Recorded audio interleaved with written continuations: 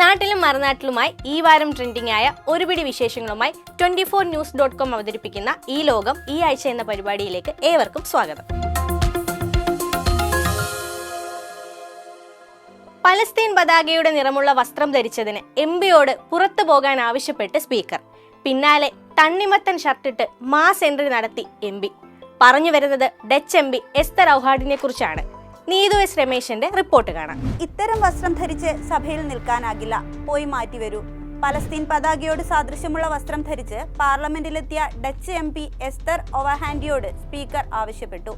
സഭയിൽ എംപിമാർ നിഷ്പക്ഷ വസ്ത്രം ധരിക്കണമെന്നും തീവ്ര വലതുപക്ഷ പാർട്ടിയായ പാർട്ടി ഫോർ ഫ്രീഡം നേതാവ് കൂടിയായ സ്പീക്കർ അറിയിച്ചു. വ്യാഴാഴ്ച നടന്ന പാർലമെന്റ് സമ്മേളനത്തിൽ ബജറ്റ് ചർച്ചയ്ക്കിടെ എസ്തർ സംസാരിക്കാൻ തുടങ്ങിയതോടെയായിരുന്നു സ്പീക്കർ മാർട്ടിൻ ബോസ്മയുടെ ഇടപെടൽ. ഒന്നിലധികം തവണ എംപിയുടെ പ്രസംഗം സ്പീക്കർ തടസ്സപ്പെടുത്തുകയും ചെയ്തു. എന്നാൽ വസ്ത്രം മാറാതെ തന്നെ പ്രസംഗിക്കാനാണ് താൻ ആഗ്രഹിക്കുന്നതെന്നായിരുന്നു പാർട്ടി ഫോർ അനിമൽസ് നേതാവ് കൂടിയായ ഒവഹാൻഡിയുടെ നിലപാട്. ചുവപ്പ്, പച്ച, വെളുപ്പ്, കറുപ്പ് എന്നീ നിറങ്ങളുള്ള വസ്ത്രം ധരിക്കാൻ പാടില്ലെന്ന് നിയമങ്ങളിൽ എവിടെയും താൻ കണ്ടിട്ടില്ലെന്നും അവർ പറഞ്ഞു.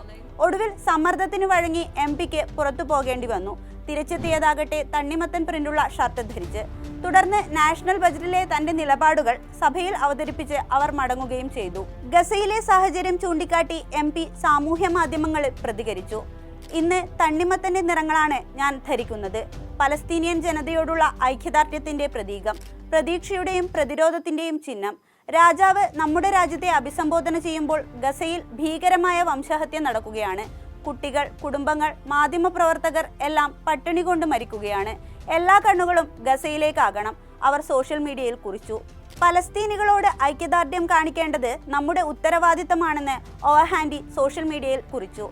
2 ഔട്ട്ലുക്കിലുമുള്ള എസ്റ്റർ ഒവഹാൻഡിയുടെ ചിത്രങ്ങൾ സാമൂഹ്യ മാധ്യമങ്ങളിൽ വ്യാപകമായി പ്രചരിക്കുന്നുണ്ട്. പലസ്തീൻ ജനതയ്ക്ക് പിന്തുണ അറിയിച്ചുകൊണ്ടുള്ള എംപിയുടെ വീഡിയോകളും സമൂഹ മാധ്യമങ്ങളിൽ വൈറലാണ്. ധീരമായ നീക്കമാണ് എസ്തർ നടത്തിയതെന്ന് സാമൂഹ്യ മാധ്യമങ്ങളിലെ ഒരു വിഭാഗം ആളുകൾ അഭിപ്രായപ്പെടുന്നു.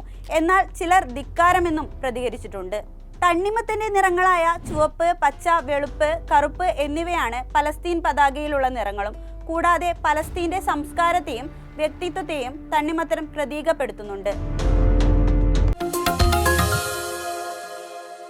വാട്സപ്പും ഇൻസ്റ്റഗ്രാമും ഇനി സൺഗ്ലാസിലും. പുത്തൻ റേബാൻ സ്മാർട്ട് ഗ്ലാസ് അവതരിപ്പിക്കാൻ ഒരുങ്ങി മെറ്റ. ടെക്സ്റ്റ് റിപ്ലൈ നൽകാനും മാപ്പ് സംവിധാനങ്ങൾ ഉപയോഗിക്കാനും സാധിക്കുന്നു. കൂടുതൽ വിവരങ്ങൾ പൂജ രമേശ് നൽകും. ഫോണുകളിലെ നോട്ടിഫിക്കേഷനുകൾ നമ്മുടെ കണ്ണടയിൽ എത്തുന്നതിനെ പറ്റി ചിന്തിച്ചിട്ടുണ്ടോ? എന്നാൽ അങ്ങനെ ഒരു പുത്തൻ സംവിധാനം അവതരിപ്പിച്ചിരിക്കുകയാണ് മെറ്റ. റേബാൻ ബ്രാൻഡിന്റെ സ്റ്റൈലിഷ് ഡിസൈനും മെറ്റയുടെ AI ടെക്നോളജിയും സംയോജിപ്പിച്ചാണ് റേബാൻ ഡിസ്പ്ലേ എന്ന പേരിൽ കണ്ണട പുറത്തിറക്കിയിരിക്കുന്നത്. കണ്ണട ധരിക്കുന്നത് പോലെ നമുക്കിത് ഉപയോഗിക്കാവുന്നതാണ്. ഈ സ്മാർട്ട് ഗ്ലാസിന്റെ പ്രധാന ആകർഷണം അതിനുള്ളിലെ ഇൻബിൽറ്റ് ഡിസ്പ്ലേ സിസ്റ്റമാണ്. ഉപഭോക്താക്കൾക്ക് നോട്ടിഫിക്കേഷൻസ്, സന്ദേശങ്ങൾ, മാപ്പ്, മീഡിയ തുടങ്ങിയവ നേരിട്ട് കണ്ണടയുടെ ചെറിയ ഡിസ്പ്ലേ സ്ക്രീനിലൂടെ കാണാനാകും. കണ്ണടയുടെ ഒരു വശത്തെ ഗ്ലാസിൽ മാത്രമാണ് ഡിസ്പ്ലേ ഉണ്ടാവുക. ഡിസ്പ്ലേയിൽ പല വിവരങ്ങളും ടെക്സ്റ്റായും ഓഡിയോയായും ലഭിക്കും. 6 ആപ്പുകളുടെ ഗ്രിഡാകും സ്ക്രീനിൽ തെളിയുക. ഇവ റിസ്റ്റ്ബാൻഡ് ഉപയോഗിച്ച് നിയന്ത്രിക്കാവുന്നതാണ്. ഈ ഗ്ലാസ് ഉപയോഗിക്കാൻ ഫോണിന്റെ ആവശ്യമില്ല. പകരം റിസ്റ്റ്ബാൻഡിലൂടെയാകും ഇവയെ നിയന്ത്രിക്കാനാവുക. റിസ്റ്റ്ബാൻഡിൽ ഘടിപ്പിച്ചിരിക്കുന്ന സെൻസറുകൾ ഉപയോക്താവിന്റെ കൈചലനങ്ങൾ തിരിച്ചറിയുന്നു. Swiping, tapping, double tap, voice command എന്നിവ നൽകി സ്ക്രീൻ ഓൺ ചെയ്യാവുന്നതാണ്. 2 12 MB ക്യാമറകളും സ്പീക്കറുകളുമുള്ള റേബാൻ ഡിസ്പ്ലേക്ക് 69 ഗ്രാമാണ് ഭാരം. മെറ്റയുടെ ഈ പുത്തൻ കണ്ടുപിടുത്തം സ്മാർട്ട് ഫോണുകൾ ഇല്ലാത്തൊരു ലോകത്തേക്കുള്ള ചുവടുവയ്പാകാമെന്നാണ് ടെക് വിദഗ്ധരുടെ അഭിപ്രായം.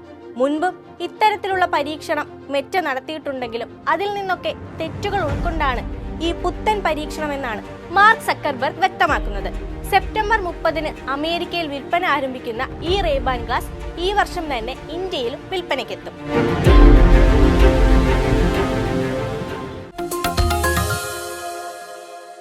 ദാദാസാഹേബ് പുരസ്കാരം നേടിയ മോഹൻലാൽ ആണല്ലോ ഇപ്പോൾ സംസാര വിഷയം. അടൂർ ഗോപാലകൃഷ്ണനാണ് ഇതിനു മുൻപ് ഈ ബഹുമതി നേടിയ മലയാളി. ഇന്ത്യയിലെ ആദ്യ ചലച്ചിത്രമായ രാജാ ഹരിചന്ദ്ര നിർമ്മിക്കാൻ ഫാൽക്കെ സഹായിച്ച ഒരു മലയാളിയെ അറിയാമോ? അമൽ ശശികുമാർ തയ്യാറാക്കിയ റിപ്പോർട്ട് കാണാം. രാജാ രവിവർമ്മ, ദാദാസാഹിബ് ഫാൽക്കെ, മോഹൻലാൽ, JC ഡാനിയൽ, ഈ 4 പേർ തമ്മിൽ എന്താണ് ബന്ധമല്ലേ? മോഷൻ പിക്ചേഴ്സ് അഥവാ ചലിക്കുന്ന ചിത്രങ്ങളായ സിനിമ എന്ന മാജിക്ക് ഇന്ത്യക്കാർക്ക് പരിചയപ്പെടുത്തിയ രാജ്യത്തെ ആദ്യത്തെ ചലച്ചിത്രമായ രാജാ ഹരിചന്ദ്ര നിർമ്മിക്കാൻ ദാദാ സാഹിബ് ഫാൽക്കെ സഹായിച്ചത് ലോകത്തിനു മുന്നിൽ ഇന്ത്യൻ ചിത്രരചനയുടെ പ്രൗഢി ഉയർത്തിയ മലയാളികളുടെ സ്വന്തം സാക്ഷാൽ രാജാ രവിവർമ്മയായിരുന്നു. രാജാ രവിവർമ്മ 19ാം നൂറ്റാണ്ടിന്റെ അന്ത്യത്തിൽ മുംബൈയിൽ ഒരു പ്രിന്റിംഗ് പ്രസ് നടത്തിയിരുന്നു. അന്ന് ദാദാ സാഹിബ് ഫാൽക്കെ രവിവർമ്മയുടെ പ്രസിൽ ഒരു ഫോട്ടോഗ്രാഫറുടെ ജോലി നോക്കിയിരുന്നു. മാത്രമല്ല, രവിവർമ്മയ്ക്ക് എണ്ണച്ചായ ചിത്രങ്ങൾക്കായി മോഡലുകളെയും ഫാൽക്കെ സംഘടിപ്പിച്ചു കൊടുത്തിട്ടുണ്ട്. ഏതായാലും സാമ്പത്തിക ബാധ്യതകൾ കാരണം ആ പ്രസ് രവിവർമ്മയ്ക്ക് വിൽക്കേണ്ടി വന്നു. വിറ്റുകിട്ടിയ തുകയുടെ ചെറുതല്ലാത്തൊരു പങ്ക് രവിവർമ്മ നൽകിയത് സുഹൃത്തായ ഫാൽക്കെയ്ക്കായിരുന്നു. ആ പണമാണ് ഇന്ത്യ കണ്ട ആദ്യ ചലച്ചിത്രമായ രാജാ ഹരിചന്ദ്ര നിർമ്മിക്കാൻ ഫാൽക്കെയുടെ കയ്യിലെ മൂലധനമായി മാറിയത് എന്നത് ചരിത്രം. 1913 രാജാ ഹരിചന്ദ്ര റിലീസ് ചെയ്തു. എന്നാൽ അത് കാണാൻ നിൽക്കാതെ 7 കൊല്ലം മുൻപേ രവിവർമ്മ മരണമടഞ്ഞു. എന്നിട്ടും രവിവർമ്മ പെയിന്റിങ്ങുകളുടെ ശക്തമായ സ്വാധീനം ഫാൽക്കെയുടെ ഓരോ സിനിമകളിലെയും കഥാപാത്രങ്ങളുടെ വേഷവിധാനത്തിലും മൊത്തത്തിലുള്ള ആർട്ട് വർക്കുകളിലും കാണാൻ സാധിക്കും. ഇന്ത്യൻ സിനിമയുടെ പിതാവിനെ കാണാൻ മലയാള സിനിമയുടെ പിതാവ് JC ഡാനിയൽസ് എന്ന കഥ അദ്ദേഹത്തിന്റെ ജീവിതം പറഞ്ഞ സെല്ലുലോയിഡ് എന്ന ചിത്രത്തിൽ കാണാം. സിനിമ എടുക്കാൻ സഹായം ആവശ്യപ്പെട്ട JC ഡാനിയലിന്റെ ആവശ്യം ഫാൽക്കെ നിരാകരിച്ചുവെങ്കിലും തന്റെ സിനിമാ ലൊക്കേഷനിലേക്ക് ഡാനിയലിനെ ക്ഷണിച്ച് സിനിമാ നിർമ്മാണം കണ്ടുപിടിക്കാൻ അവസരം നൽകി. ദാദാ സാഹിബ് ഫാൽക്കെ പുരസ്കാരം മോഹൻലാലിന് മുൻപ് നേടിയ മലയാളി സംവിധായകൻ അടൂർ ഗോപാലകൃഷ്ണനാണ്. ഫാൽക്കെയുടെ പേരിൽ രാജ്യത്തെ പരമോന്നത സിനിമാ പുരസ്കാര ബഹുമതി ഏർപ്പെടുത്തുകയും ഒരു മലയാളി അത് സ്വീകരിച്ച് കേരളീയരെ അഭിമാനിപ്പിക്കുകയും ചെയ്യുമ്പോൾ ഫാൽക്കെ ഇന്ത്യൻ സിനിമയുടെ പിതാവായി മാറിയതിനു പിന്നിലും ഒരു മലയാളി ഉണ്ടായിരുന്നുവെന്നത് ഓരോ മലയാളിയും വെറുതെ ഒന്ന് അറിഞ്ഞു വെക്കേണ്ടതാണ്. T20 ക്രിക്കറ്റിൽ ഇന്ത്യയുടെ വിശ്വസ്തതയുടെ പേരായി മാറിയിരിക്കുകയാണ് ഒരു 25-കാരൻ. ഇന്ത്യയെ തോൽപ്പിക്കാനാകുമെന്ന് വീമ്പിളക്കി വന്ന പാക് പടയുടെ എല്ലാ പ്രതീക്ഷകളും അസ്ഥാനത്താക്കുന്ന പ്രകടനമാണ് അയാൾ കളത്തിൽ നടത്തിയത്. അഭിഷേക് ശർമ്മയുടെ ക്രിക്കറ്റ് യാത്രയുടെ കഥ പറയുന്നു മെറിൻ കെ ബിജു. പഞ്ചാബിലെ അമൃത്സറിൽ നിന്നുള്ള ഒരു 25-കാരൻ 2024 T20യിൽ സിംബാബ്വേക്കെതിരെ അരങ്ങേറ്റം കുറിച്ച ആ 25-കാരന്റെ യാത്ര ഇന്ന് എത്തി നിൽക്കുന്നത് ഇംഗ്ലണ്ടിന്റെ ജോസ് ബട്ട്ലറെയും ഫിൽ സാൾട്ടിനെയും മറികടന്ന് ICC T20 ബാറ്റിംഗ് റാങ്കിംഗ് പട്ടികയുടെ തലപ്പത്ത്. നീലക്കുപ്പായത്തിലെ ജേഴ്സി നമ്പർ 4 അഭിഷേക് ശർമ്മ.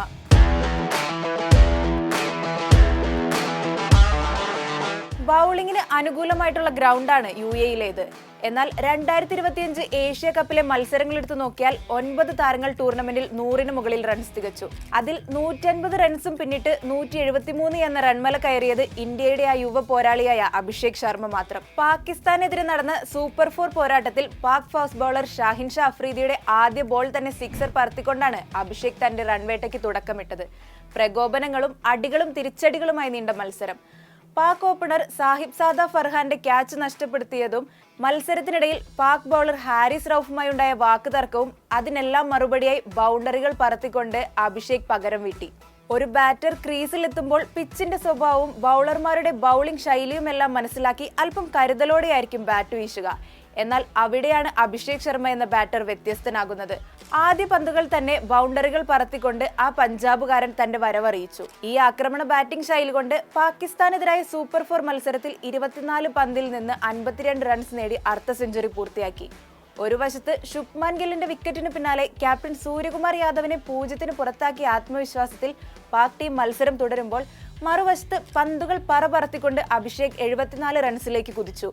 യുവിയുടെ ശിഷ്യനായ അഭിഷേക് ശർമ്മയിൽ നിന്നും ഇന്ത്യൻ ക്രിക്കറ്റ് ആഗ്രഹിക്കുന്നതും ഇതുപോലെ ആരെയും കൂസാതെ ഏതു സാഹചര്യത്തിലും പോരാട്ട വീര്യത്തോടെ ബാറ്റ് വീശുന്ന പ്രകടനം തന്നെയാണ്. അപ്പോൾ ഇന്നത്തെ വിശേഷങ്ങൾ ഇവിടെ അവസാനിക്കുകയാണ്. ഈ ലോകം ഈ ആഴ്ച ഇനി അടുത്ത ബുധനാഴ്ച നിങ്ങളിലേക്ക് എത്തും. വീണ്ടും കാണുവരെ good bye from Pooja Ramesh and keep watching 24.